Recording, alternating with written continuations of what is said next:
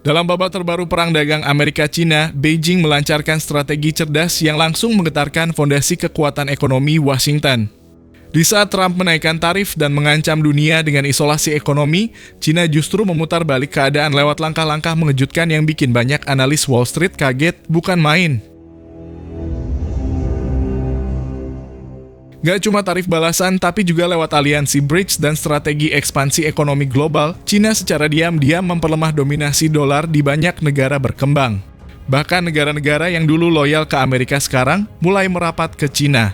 Trump boleh berkoar-koar soal Make America Great Again, tapi dalam medan perang ekonomi ini justru Xi Jinping yang tertawa paling akhir.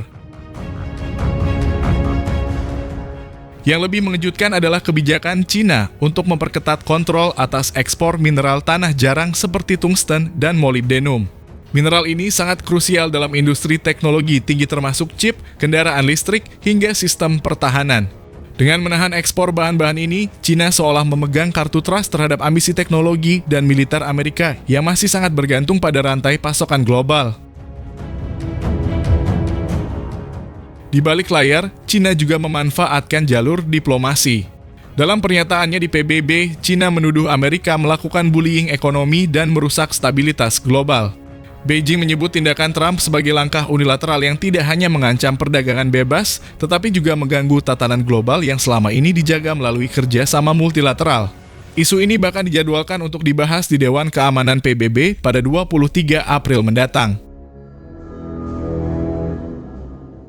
Tak hanya berhadapan langsung, Amerika juga mencoba memblokir pengaruh China secara tidak langsung.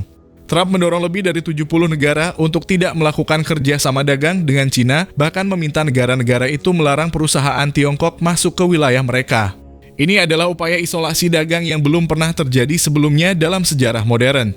Tapi langkah ini menuai reaksi keras dan banyak negara mulai bersikap hati-hati terhadap tekanan Washington. Menariknya, di tengah tensi geopolitik ini, nilai tukar dolar Amerika mulai terguncang. Ketika negara-negara berkembang mulai mencari alternatif selain dolar baik untuk perdagangan maupun cadangan devisa, posisi dominan dolar mulai goyah.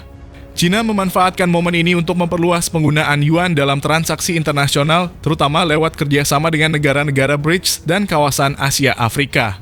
Langkah ini bisa menjadi ancaman jangka panjang terhadap dominasi dolar. Di sisi lain, perang dagang ini juga mengundang ketidakpastian global.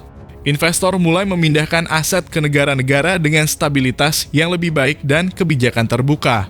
Beberapa kawasan di Asia Tenggara, termasuk Indonesia, mulai mendapat sorotan sebagai alternatif baru dalam relokasi industri.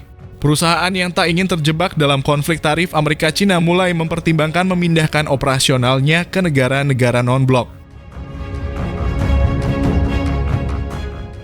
Dengan posisi netral dan ekonomi yang cukup stabil, Indonesia memiliki peluang emas di tengah konflik dua raksasa dunia ini. Perang dagang bisa menjadi berkah terselubung jika dimanfaatkan dengan cerdas. Relokasi industri, investasi asing, hingga potensi peningkatan ekspor non-tradisional bisa menjadi motor pertumbuhan baru. Saat China dan Amerika sibuk berperang, Indonesia bisa fokus memetik hasilnya. Peace!